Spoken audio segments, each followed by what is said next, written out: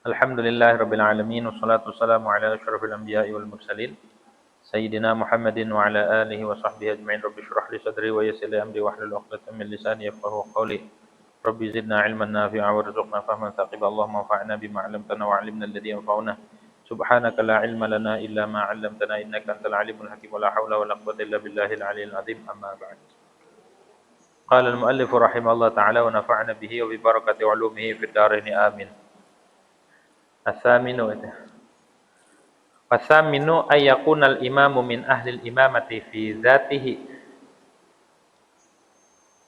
Dan adapun syarat berjamaah yang ke-8, syarat sahnya berjamaah yang ke-8 itu adalah al-imamu, siapa imam, min ahlil imamati, itu daripada ahli imam, keimaman. Jadi syaratnya imam itu memang ahli menjadi imam. Fi dzatihi, pada zatnya. Bukan sifat nih, zatnya. Fahina idzin, maka ketika itu syarat yang ke-8 seorang imam itu harus ahli keimaman. La tasihhu imamatul kafiri wala man la yumayyizu. Tidak sah keimamannya orang kafir dan juga orang yang belum tamyiz. Jadi syaratnya imamnya itu ahli untuk menjadi imam. Memang layak zatnya. Maka tidak sah seorang imam itu dari orang kafir. Enggak sah. Ataupun anak kecil yang belum tamyiz. Anak kecil yang belum idep. Tamyiz itu maknanya bihaitsu ya'kulu wahdahu wa yashrabu wahdahu wa yastanji wahdahu. Sebagian ulama mengasih penjelasan tentang tamyiz itu, anak kecil itu bisa makan sendiri, bisa minum sendiri, bisa cebok sendiri, itu udah tamyiz, udah idep. Ada lagi pengertian tamyiz itu, man idza khutiba yaruddul jawab. Orang kalau diajak bicara, dia bisa jawab. Mau kemana toh? Mau ke sana. Nah, udah tamyiz tuh. Masalah umur relatif. Ada orang tamyiznya umur 4 tahun, 5 tahun. Ada orang yang 6 tahun. Ada umumnya 7 tahun. Itu udah idep. Umumnya 7. Udah idep tuh, udah tamyiz. Nah, kalau anak kecil belum tamyiz, tidak saja jadi imamnya. Karena dia laisa ahlan lil imamah. Anak kecil itu tidak ahli untuk menjadi imam. Falau bana imamuhu kafiran walau makhfiyan kufruhu atau walau makhfiyan kufruhu atau walau mukhfiyan kufruhu kazindikin au majnunan wajabatil i'adatu in bana ba'dal faraghi minas salati. Maka jikalau nyata terbukti imamnya ternyata kafir, tadinya nggak tahu, sholat aja bareng, ternyata selama ini kita bermakmum sama imam yang kafir. Walaupun tersembunyi, walaupun dia menyembunyikan kekufurannya, walau mukhfiyan kufrahu, walaupun dia menyembunyikan akan kekufurannya, merahasiakan. Seperti apa? Kazindikin, seperti orang zindik. Zindik itu yang menyembunyikan kekufuran di batinnya, menampakkan keimanan, keislaman, tapi ternyata sebenarnya dia kafir. Kayak orang-orang yang menyusup itu, dia tampilannya terus bahasanya seolah-olah dia orang Islam, padahal sejatinya dia orang kafir. Dia bergaul tuh, masuk, bisa jadi dia masuk pesantren ataupun masuk di kalangan kita, kemudian dia menjadi imam karena seolah-olah dia ulama, dia bisa baca Fatihah, ternyata dia kafir. Maka kita wajib mengulang salat. Ataupun imamnya gila, dikira mau orang waras, Dikira imamnya ini orang waras, ternyata orang gila. Pas habis salam, itu dikejar-kejar semua makmumnya. Digodain semua kan. Nah ini kenapa imam? Ternyata imamnya orang gila, orang stres. Ketawa-ketawa habis sholat. Wah, selama ini kita sholat di belakang orang gila dong. Maka kalau tahu imamnya itu orang gila ataupun orang kafir, maka tidak sah sholatnya. Tidak sah, wajib diulang. Wajib diulang, dikodok. Kalau seandainya di luar waktu dikodok, kalau masih di dalam waktu wajib diulang. Ulang tadi sholatnya kagak sah, emang apa? Imamnya gila. Emang apa gila? Habis nyalon kalah. Nyalon apa emang? Nyalon RT. Kira nyalon DPR. Terus dulu pernah kasus ini terjadi. Guru kita Al-Habib Salim bin Abdullah bin Umar Asy-Syatiri. Waktu nyantren di Mekah, beliau belajar sama Sayyid Alawi bin Abbas Al-Maliki, ayahnya Sayyid Muhammad. Nah, waktu nyantren ada temen. Pas temennya ini orang Afrika, orang-orang bagian Afrika. Dia sholat bareng jamaah. Bertahun-tahun imamnya dia, ternyata dia orang kafir. Nyusup. Pas ketahuan dia kabur. Waduh, mana lama lagi sholatnya? Setahun, 2 tahun, lumayan kan? Kalau sehari berapa? 5 waktu kan? Kalau 5 kali 30 berapa? Hah? 5 kali 30. 150. 150 dikali 12. 150 kali 12. 10, 2, 1, 5. 1, berapa tuh? Hah? 150 dikali 12 kali 10.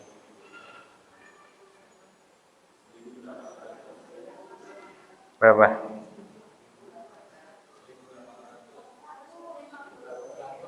1.800?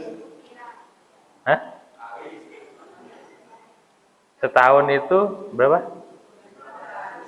12 kan? Jadi kan sebulan itu 5 kali 30 berarti 150 dikali 12 1.100 1.800 pas. Jadi setahun itu kalau orang tuh aktif sholat 5 waktunya, dia mengerjakan 1.800 sholat. Banyak ya? Nggak ada apa-apanya, jangan menganggap banyak.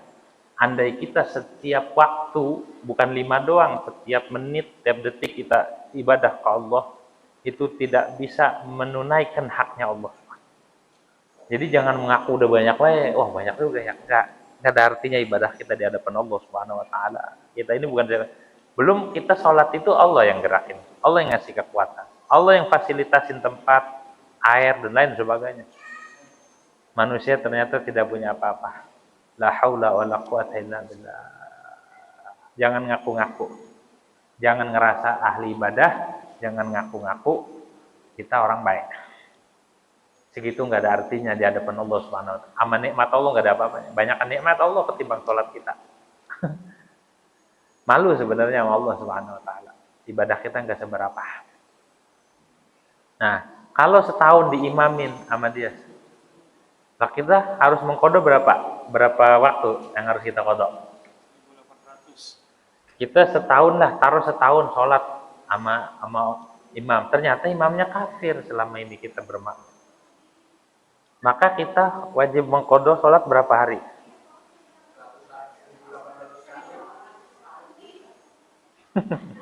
Jadi setahun gitu ngodol lagi setiap ini. Enggak.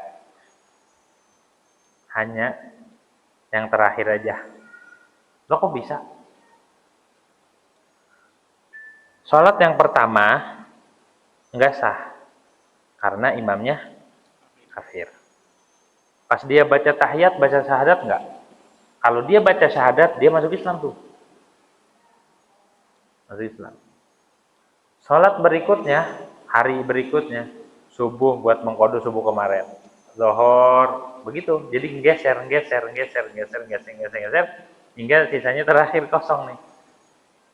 Maka yang wajib dikodok. Oh bisa? Iya, karena yang terakhir ini dianggap mengkodo hari kemarin. Berarti sekarang belum. Paham ya? Tuh, kalau kita ngaji tahu, kalau nggak ngaji bingung 100 kodok. Ini kalau setahun dia, kalau bertahun-tahun tinggal sholat, berapa kita meninggalkan sujud kepada Allah Subhanahu wa taala? Berapa kita ninggalin rukuk? Berapa kita ninggalin Fatihah? Masya Allah ya. Sebenarnya kebaikannya buat kita ibadah tuh, kita sholat nih. Allah kasih ke kita, Allah gak butuh sama ibadah kita, gak butuh Allah mah. Allah mah Tuhan, maha kaya. Allah maha gagah, gak butuh sama ibadah. Kita diperintah tuh buat kita. Diperintahin buat sujud, buat ruku, buat taat, segala macam tuh tujuannya bukan buat manfaat ke Allah, bukan. Tapi manfaat buat hamba tersebut. Kurang baik apa Allah? Fasilitasnya dikasih, kekuatannya dikasih, udah itu dibalas lagi, dikasih balasannya. Semuanya Allah, bukan hasil kerja keras kita. Tapi kitanya masih begini ya. Segitu Allah maha baiknya, segitu Allah maha pemberinya. Udah itu kita minta apa aja dikasih lagi sama Allah. Enggak minta aja dikasih, kemudian kita pengen anu dikabul sama Allah Subhanahu wa taala. Coba dah. Harusnya kita malu ya sama Allah. Apalagi kalau kita melakukan dosa. Aduh. Masya Allah ya, mudah-mudahan kita diampuni dan diridhoi sama Allah Subhanahu wa taala. Jadi wajib mengkodonya cuma sekali aja. Gitu ya. Hari terakhir. Kenapa kok hari terakhir? Karena hari ini, hari sekarang yang terakhir nih, itu buat mengkodok kemarin. Jadi seolah-olah sehari ini belum sholat. Karena hari ini buat kodok. Paham tuh ya? Kalau imamnya mengucapkan syahadat, kedengeran misalkan imamnya baca tahiyat, at-tahiyatul mubarakatus shalawatut thayyibat. Dulu di zaman Habib Abdullah bin Saleh Al-Attas di Dawan, beliau murid-muridnya alim, ahli fikih, ahli tuhfah. Ada salah satu muridnya ini jago, alim tuhfahnya. Kalau ceramah udah kayak ahli agama aja. Nggak ada yang nggak kalau ini orang kafir. Akhirnya Habib Abdullah bin Saleh, beliau katakan, saya mencium syamamtu raihatal kufr. Aku mencium ada bau-bau kekafiran di sini. Wali ya, penciumannya tajam. Akhirnya ketahuan dia kabur lari. Itu namanya zindiq. Jadi kagak sah kita bermakmumnya di belakang orang kafir, ataupun di belakang orang gila, atau di belakang orang yang belum tamyiz. Nah ini kalau nyata setelah sholat. Kalau lagi di tengah-tengah sholat, kita tahu lagi sholat, tiba-tiba ada yang ngasih tahu, fa in bana fi asnaiha wajib istinafwa. Maka bila nyata di tengah-tengah sholat, nyata apa? Nyata kufurnya. Ternyata jelasnya itu ketika lagi tengah-tengah sholat, kita lagi bermakmum, ada orang ngasih tahu, itu siapa imamnya? Imamnya itu nggak layak jadi imam, itu orang gila, orang kafir itu. Maka wajib memulai istinaf itu mulai dari awal lagi, jangan dilanjutin, mulai dari awal. Jadi yang tadi udah enggak istinaf itu, kalau nyadah mah ngulang total semuanya diulang. Kalau istinaf mah nggak ngelanjutin, diulang dari awal. Itu bedanya ya. Jadi kalau jelasnya setelah selesai ngobrol-ngobrol, siapa imamnya? Fulan. Lah, Fulan mah nggak layak jadi imam. Waduh, ulang salatnya dari awal sampai akhir. Kalau istinaf itu dia udah masuk sholat nih, ternyata ada yang ngasih tahu, ada yang teriak, itu imamnya siapa? Fulan. Ah, itu mau orang stres, orang gila, gini. Maka dimulai lagi, diulang dari pertama kita.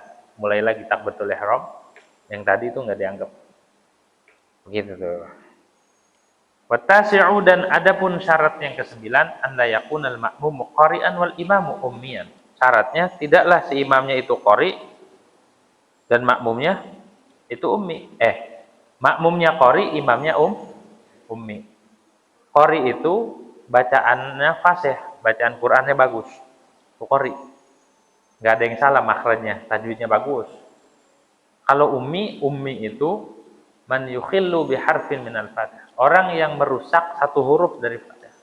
Enggak bisa dia ngucapin, itu namanya ummi. Imamnya kagak bisa ngucapin hurufnya. Enggak bisa, pokoknya ada salah satu huruf yang kagak bisa diucap. Sementara si makmumnya pandai, bacaannya bagus, fasih. Maka tidak sah. Tidak sah nih. Imamnya, Fatihahnya ada yang rusak, salah satu hurufnya enggak fasih ataupun salah. Sedangkan si makmum bisa, maka ini makmum tidak boleh makmum tidak boleh bermakmum kepada imam yang ummi. Sawa'un amkanahu ta'allum, baik mungkin akannya si imam itu untuk belajar ataupun tidak. Baik dia ada waktu untuk belajar ataupun tidak. Pokoknya ketika sholat nggak boleh imamnya itu si makmum lebih jago bacaannya ketimbang imam. Kalau nggak fasih doang nggak jadi masalah. Kalau ummi itu bukan nggak fasih, tapi bacaannya diganti hurufnya. Karena ada contohnya. Wasawa'un 'alimal muqtadi bihal amr. Baik makmum tahu dengan keadaan imam atau tidak. Baik makmumnya tahu ini orang kagak Fatihahnya kagak beres ataupun nggak tahu. Pokoknya kalau imamnya ummi, makmumnya qari, maka berjamaahnya tidak sah. Siapa ummi? Wal ummi huwa man ajaza an ikhrajil harfi min makhrajih aw an asli tasydidati min al-Fatihah. Ummi itu orang yang tidak mampu mengeluarkan huruf dari makhrajnya. Kayak orang cedal ya. Ngucapin ro nggak bisa. Ngucapin ain nggak bisa. Ngucapin ha nggak bisa. Nah, maka dia jangan jadi imam. Mundur gitu ya. Kalau ada makmumnya yang lebih fasih dari dia, yang bacaannya bagus, tajwidnya, maka makmum gak sah bermakmum ke itu orang. Ataupun daripada asal tasydid. Harusnya ditasydid, ini enggak ditasydid. Enggak bisa dia. Minal Fatihati dari Fatihah. Fahina idin la tasihhu imamatu man yubdilu harfan minal Fatihah. Maka ketika itu tidak sah menjadi imamnya orang yang mengganti satu huruf dari Fatihah dengan harfin akhra dengan huruf yang lain. Illa limithlihi fil harfil ma'juz, kecuali nih sama-sama imam dan makmum kagak bisa ngucapin ro. Nah, ini mustah. Sama-sama ummi, sama-sama kagak bisa ro-nya. Maka ini sama enggak apa-apa. Illa limithlihi fil harfil ma'juz, pada huruf yang tidak yang al-ma'juz yang tidak mampu daripadanya al. Huruf yang tidak dimampuin. Imam yang tidak bisa baca apa? Ntar ada di sini contohnya. Misalkan si imam kagak bisa ngucapin ro ataupun sin. Sinnya bukannya bismillah, dia pakai ta, bismillah. Mundur kata makmum, mundur. Ataupun kagak bisa ngucapin ro, nggak bisa ngucapin r. Ada nggak orang yang kagak bisa ngucapin r? Jeruk dibaca jiyuk, ada nggak? Nasi goreng, nasi goyeng, ada nggak? Jiyuk ya. Bang, beli es jiyuk. Nasi goyeng. Nah, dia nggak bisa ngucapin ro nih. Ente kagak bisa ngucapin ro, mundur. Ternyata yang maju kagak bisa juga. Ngapain nyuruh mundur katanya? Ente aja nggak bisa.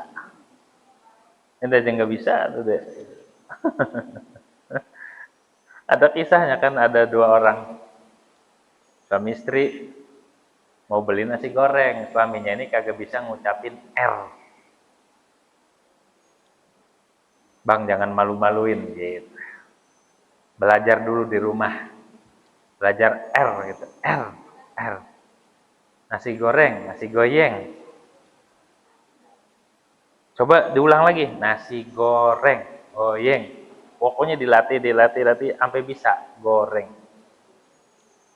Yuk, udah kalau udah bisa ngucapin R, kita ke tukang nasi goreng. Udah pesen. Kata tukang nasi goreng, "Kenapa, Pak?" "Nasi goreng." Tuh bisa lancar. Kata bininya. Pas ditanya lagi, "Minumnya?" "Es jiuk." Pas ditanya minumnya, es jiuk. Jadi nasi goreng bisa, pas minumnya agak bisa. Nah, ini Umi nih. Kalau seandainya yang satu nggak bisa ngucapin ro, makmumnya juga nggak bisanya di ro juga, nggak apa-apa, ini mesah. Karena sama-sama nggak bisa ngucapin ro. Wa in ikhtalafa badalan. Dan jikalau imam dan makmum nih beda-beda gantinya, kayak dia bil musallatsah badalasin. Seperti salah satunya ini mendatangkan dengan ta, mengganti sin. Fayaqul, maka berkata ya si makmum atau imamnya, mustaqim, bukan mustaqim tapi mustaqim. Ihdinas siratal mustaqim. Misalkan nggak bisa nih, yang satu au bil hamzati, ataupun dengan hamzah badal qaf, pengganti qaf, fil mustaqim, mustaqim. Kayak di logat Mesir tuh, Mesir qaf itu dibacanya hamzah. Qalbi bukan kalbi tapi albi. Albi. Begitu. Qaf dibacanya a. Emang begitu asli, namanya logat salih, kaum yang asli begitu, enggak digaya-gaya. Kok ucap qafnya? Tuh. Ada sebagian negara itu tempat ain diganti nun. Ain diganti nun. Inna a'tayna. Dia inna a'tayna. Ada, itu bukan digaya-gaya, emang udah bahasa dari lahir udah begitu.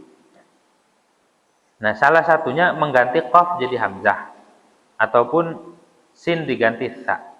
Au bidalil muhmalah, ataupun dengan dal yang kosong dari titik mengganti zal yang ada titiknya. Alladzina dibaca alladina. Ini namanya ummi. Ihdinas siratal mustaqim. Siratal ladina, bukan ladzina, ladina. Siratal ladina an'amta. Salah tuh. Nah, berarti ummi nih, kagak bisa nih dia zalnya. Atau zalnya diucapinya zai. Azan ya mah. Hah? Ihdinas siratal mustaqim. Siratal lazina, bukan lazina, lazina. Maka zai. Nah, itu juga dikategorikan ummi. Jadi baca Fatihah itu hukumnya fardu ain. Belajar Fatihah itu hukumnya fardu ain. Kita kudu bisa Fatihahnya. Anak-anak kita kudu bisa minimal Fatihah. Kalau Fatihah udah bisa, baru surah yang lain. Kalau Fatihah harus itu fardu ain. Kalau ada dalam mazhab Syafi'i, kita harus baca Fatihah. Dan sebagian mazhab juga harus salat itu baca Fatihah. La salata liman lam yaqra' Fatihatil kitab. Tidak sah salatnya orang yang kagak baca Fatihah. Maka ngaji Fatihah itu ada yang ngaji Fatihahnya 7 tahun, ada yang 7 bulan baru lulus. Ngaji Fatihah doang nih. Mulai dari a'udzu billahi minasyaitonir rajim. Makhrajnya diperhatikan, gerak-geraknya diperhatikan, lajunya diperhatikan. Tuh. Ada yang 7 bulan, ada yang seminggu, ada yang sehari kelar. Tuh. Kalau kita merasa Fatihahnya belum fasih atau Fatihahnya belum pas, belajar lagi sama yang tahsin, belajar tahsin lagi, diperbaiki. Tuh. Kalau susah banget ngucapin huruf, biasakan pakai siwak. biasakan pakai siwak. Siwak itu waktu kita dulu lagi ngaji sama guru kita Syekh Husain, lagi ngaji ada salah satu santri bacaannya salah. Bacaannya berat banget baca kitabnya. Kata Syekh Husain, bawa siwak nggak? Bawa siwak. Siwak harus dibawa terus di kantong. Jangan kalah sama HP, jangan kalah sama ATM. Orang kalau mau keluar nggak bawa ATM balik lagi nggak? Balik lagi ya. Ataupun nggak bawa HP balik lagi. Giliran siwak kagak kebawa tiap hari juga biasa aja. Ada ini yang nyelamatin gitu. Ini sunnahnya Nabi Muhammad Shallallahu Alaihi Wasallam. Ini Nabi sampai diwasiatin sama malaikat Jibril. Jadi malaikat Jibril wasiatin kepada Rasulullah supaya siwakan. Sampai Nabi itu ngomong gini, laula an asyqa ala ummati la amartuhum bisiwaqi 'inda kulli wudu'in. Wa fi riwayatin 'inda kulli shalah. Andai aku tidak memberatkan umatku, andai aku tidak khawatir ngeberatin, ngerepotin umat saya niscaya saya perintahin buat siwak. Setiap wudu ataupun setiap sholat. Dalam satu riwayat setiap sholat. Saking pentingnya siwak. Siwakan itu. Jangan kalah sama HP non-stop 24 jam. Lobet, cas lagi. Tinggalan, balik lagi. Paketnya habis, beli. Ya kan? Giliran siwak, kagak kebeli-beli kayaknya. Padahal harganya siwak itu sama paket data, sama pulsa, mahalan pulsa. Siwak sama pulsa, mahalan pulsa. Pulsa tiap habis bisa kebeli, tiap bulan bisa kebeli. Masa siwak sekali beli? Sekali gak kebeli. Begitu. Ama makanan kita yang kita makan tuh, kita beli di warteg, di nasi padang. Ama siwak harganya masih mahalan makanan kita. Tapi kenapa ya? Berat banget. Minta taufik sama Allah biar dikuatin. Kenapa? Memang semua itu taufik. Kuncinya itu taufik dari Allah Subhanahu wa taala. Kalau nggak dikasih taufik mah berat. Jangankan sunnah, fardu aja kalau kagak dapat taufik dari Allah itu berat. Beli siwak, beli gitu ya. Apalagi sekarang banyak orang pulang haji, siwak. Biasanya beli siwak pada gitu. Itu gratis, ya kan? Biasanya mesen ini, mesen itu, siwak aja saya mah dah. Gitu. Kalau olehnya nggak usah korma, nggak usah kacang, siwak aja. Ya nggak apa-apa sih kalau ada. Gitu. Jadi yang terpenting dulu yang kita cari. Ya, yang terpenting. Makan hobi bandeng, giliran lauknya nggak ada bandeng, ngomel-ngomel. Mana lauknya? Mana bandeng goreng? Mana bandeng pecah? Giliran siwak ketinggalan, nggak ngomel. Giliran siwak agak ke bawah, biasa aja anggapan kita ya. Padahal itu sunnah Nabi besar Muhammad sallallahu alaihi wasallam. Allah redha orang bersiwak. Allah itu ridha sama orang yang siwak. Siwakan ya. Ya, siwakan. Tuh. Karena salat dengan siwak, rakaataini bisiwak khairun min sab'ina rakaat bighairi. 2 rakaat dengan siwak lebih baik daripada 70. Artinya satu salat dengan siwak sama dengan lebih baik daripada 70 salat. Misal salat maghrib pakai siwak. Sama salat maghrib kagak pakai siwak. Itu yang pakai siwak tak ngunggulin 70 sama dengan 70 lipat. Cuma siwakan doang. 70 lipat gandanya. Saking topnya siwak itu ya. Salatnya berkualitas jadi 70. Ditambah berjamaah, berapa berjamaah fadilahnya? 27. Kali aja 70, bisa enggak hitung. Tapi jangan menganggap itu semua, wah banyak juga, jangan. Kita enggak ada apa-apanya di hadapan Allah Subhanahu wa taala. Kita mah harus mengosongkan diri, mengenolkan diri. Kita mah tiada arti di hadapan Allah. Ibadah-ibadah jalan terus, sungguh-sungguh. Yang fardu, yang sunnah, apa dikerjain. Tapi jangan sampai kita merasa kita udah top aja. Jangan merasa kita udah banyak aja. Jangan merasa kita udah jangan puas. Jangan. Ini nih yang jarang diinin. Ya, yang jarang dimilikin. Kadang-kadang orang udah merasa sholat aja, orang udah merasa alim aja, orang udah merasa taat aja. Padahal nggak di hadapan Allah kita nggak boleh membawa-bawa kayak gitu. Sholat aja. Nggak boleh ada perasaan kita ini hebat. Nggak boleh ada perasaan kita lebih baik dari orang lain. Nggak boleh. Itu penyakit hati itu. Buang. Sholat aja udah. Justru kalau orang-orang yang takut kepada Allah, sholatnya rajin, ibadahnya rajin, tapi sedikit pun nggak pernah ngaku-ngaku dirinya orang baik. Ini mah sholatnya kagak berapa, menilai orang buruk mulu, gitu ya. Sholat, tapi jangan pernah kita merasa diri kita udah melaksanakan semua apa yang Allah nggak, kita ini nggak ada artinya ya ibadahnya di hadapan Allah Subhanahu wa Ta'ala. Begitu tuh harusnya seorang hamba memiliki sifat ngerumasa. Jangan merasa surga itu punya dia, jangan. Jangan merasa dia berhak mendapatkan ini dan itu, jangan. Kita mah hamba mah udah nggak usah mikirin ini tuh. Kita mah tugas kita jalanin perintah Allah semaksimal mungkin, tapi jangan merasa kita udah top, jangan merasa baik, ya. Jangan merasa udah benar, jangan. Akui kekurangan kita, akui kesalahan kita di hadapan Allah Subhanahu wa Ta'ala. Kalau di hadapan Allah, Allah demen sama orang yang ngerasa kurang. Allah tuh demen sama orang yang ngerumasa ketimbang sama orang yang merasa, gitu ya, merasa alim, merasa pintar, merasa ahli ibadah, merasa taat dan lain sebagainya. Wa fil qaulil qadim, dan di dalam pendapat Imam Syafi'i yang qadim, yasihhu iqtida'ul qaribil ummi fi sirriyati faqat. Ada pendapat nih, qaul qadim, sah bermakmumnya makmum yang qori, yang bacanya bagus, bil ummi dengan imam yang ummi, tapi di sholat yang bangsa sir. Sholat bangsa sir itu sholat zuhur sama sholat asar. Kata Imam Syafi'i di dalam qaul qadimnya, sah kalau di sholat zuhur dan sholat walaupun imamnya ummi.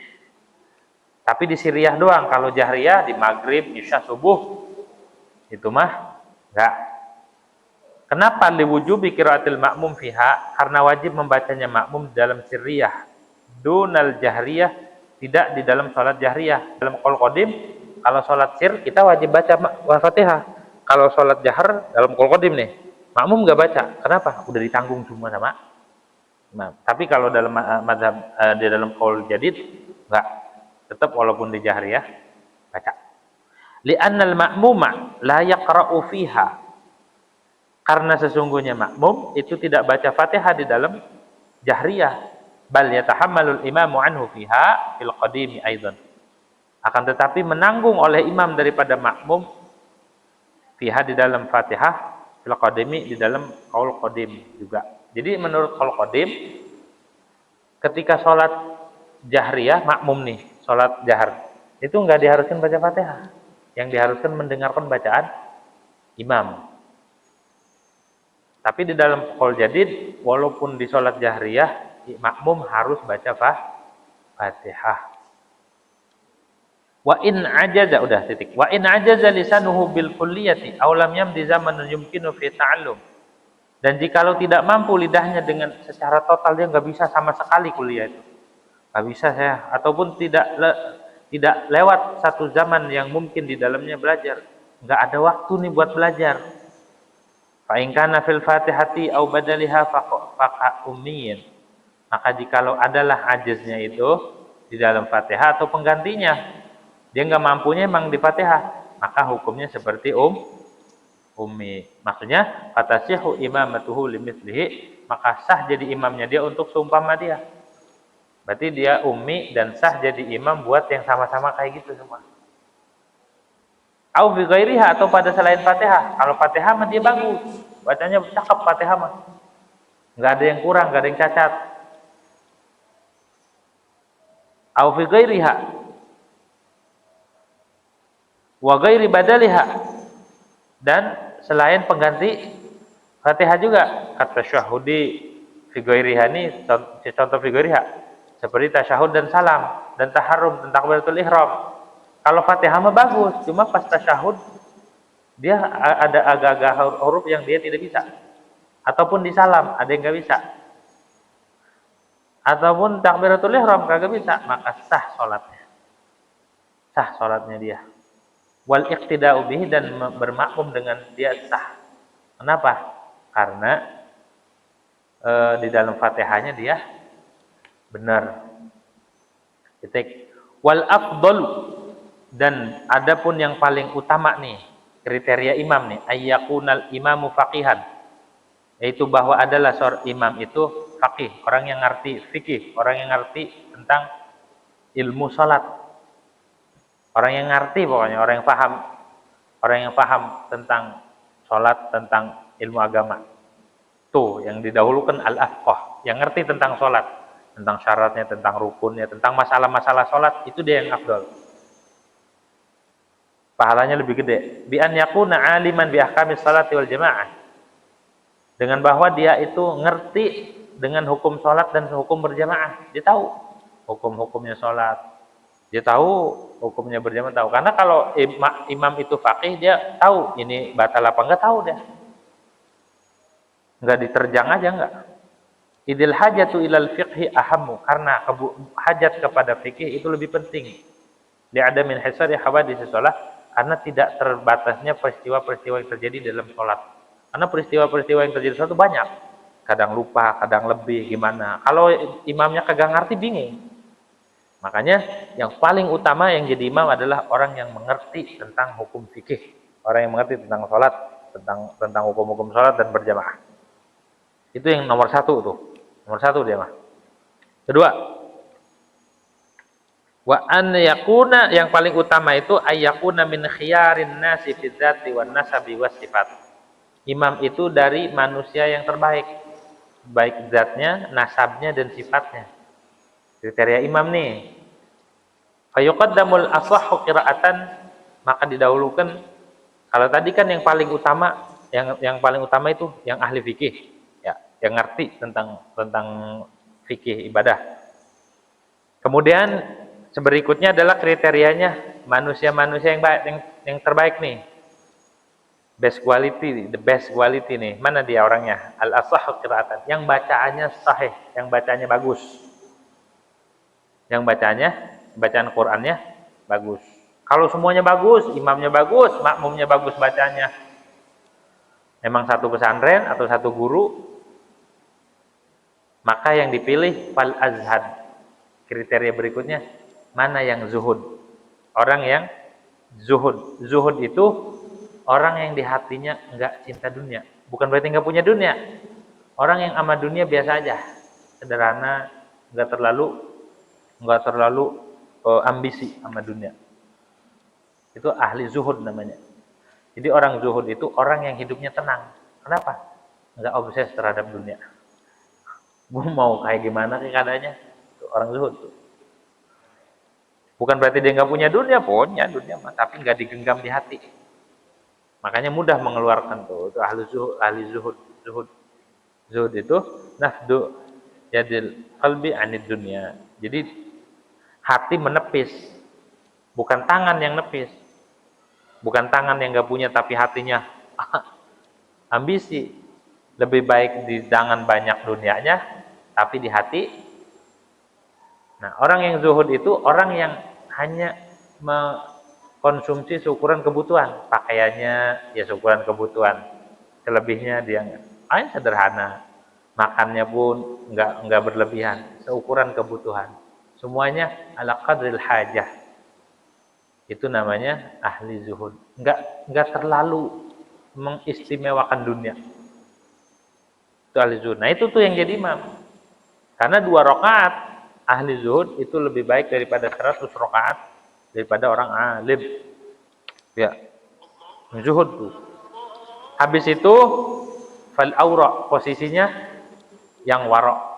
Berikutnya adalah yang zuhud enggak ada, yang warok. Warok itu orang yang ngejaga dari maksiat. Orang yang ngejaga dari maksiat atau orang yang ngejaga dari syubhat. Kalau sekarang ngejaga dari syubhat, wah kayaknya jarang banget, nggak bisa. Karena hampir semuanya syubhat, hampir. Kata Habib Hasan bin Abdullah bin Umar Syatiri, warok di akhir zaman itu ngejaga dari yang haram. Ngejaga dari yang haram. Itu udah warok. Kalau dulu warok itu ngejaga dari yang syubhatnya yang kagak jelas dijaga. Itu namanya warok. Misal dia pakai sendal di sini, sendal jepit, sama warnanya, talinya sama. Pas pulang, lah ini sendal saya apa bukan ya? Ini nggak pakai tuh kalau yang warok mah. Sendal dia sama soalnya, nggak pakai. Itu namanya warok. Kalau orang warok mah nih, kagak duduk di teras orang tanpa izin. Misal lagi hujan nih, kehujanan, dia ngaup, dia neduh. Itu kalau orang warok nggak mau, emang apa? Itu kan teras orang, kita duduk gosok itu. Kalau kita nggak tahu ridhonya, nggak tahu apakah ridho apa enggak yang pemilik rumah, itu gosok. Kita duduk nih di motor lagi diparkir, kita dudukin, itu gosok, gitu ya. Kalau orang warok tinggalin kayak gitu-gitu, mau dia. Warok mah. Idhajatus salati ilal qiraat asyaddu minaz zuhdi. Kenapa kok qiraat diduluin, yang bagus bacanya diduluin? Karena kebutuhan salat kepada bacaan itu lebih sangat daripada zuhud. Kemudian fal asan, yang lebih tua di dalam Islam, yang duluan masuk Islam. Setelah sama-sama fal asyrafun nasaban, maka yang mulia nasabnya itu jadi imam, yang nasabnya mulia. Kalau semuanya orang mulia, fal ahsanu dzikran, orang yang bagus penyebutannya. Di kampung dia terkenal orang baik, reputasinya baik. Kalau semuanya sama, fal anzaf tauban, maka yang bajunya bersih itu yang jadi imam maju. Kalau sama-sama pewajhan, maka yang ganteng yang ganteng jadi imam gitu. Ada yang pesek, ada yang mancung maju. Kasihan amat ya. Emang begitu kitabnya. Imam itu harus yang disukai oleh makmum.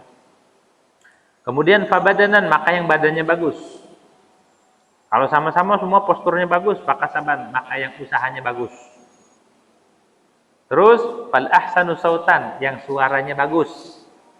Suaranya bagus. Kenapa? Karena imam itu kan baca dan makmum ngedengar. Kalau suaranya bikin enak, nanti makmumnya benci. Fasuratan, maka yang bagus surahnya, fisiknya, surahnya ya. Fawajhan, maka kalau tadi kan yang bersih wajahnya, kalau ini yang bagus, yang ganteng nih, yang ganteng surahnya. Fawajhan, maka wajahnya yang rapi, yang kelihatannya bagus. Ayat ajmal fihi, tegasnya yang ganteng, yang indah di dalam wajah. Kemudian faduz zaujah, yang udah nikah, itu yang jadi imam. Kalau semuanya punya istri, imam punya istri, makmum punya istri. Fal ahsanu zaujatan, maka yang istrinya cantik. Oh, bahas sampai segitunya. Yang istri lagi mana ini? Yang istrinya cantik yang jadi imam. Nanti disensus sama suaminya. Istrinya cantik gak?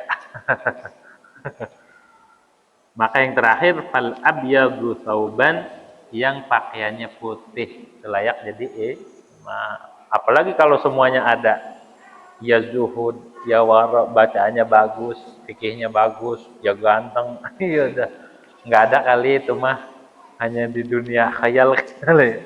Pasti ada kekurangannya semua ya. Dah, babu salatis safar, wallahu a'lam bishawab. Al-Fatihah.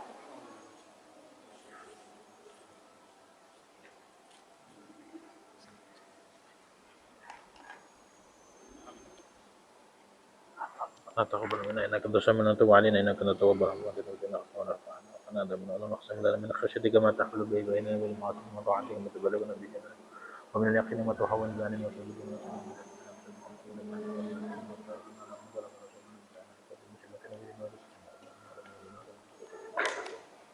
الحمد لله رب العالمين.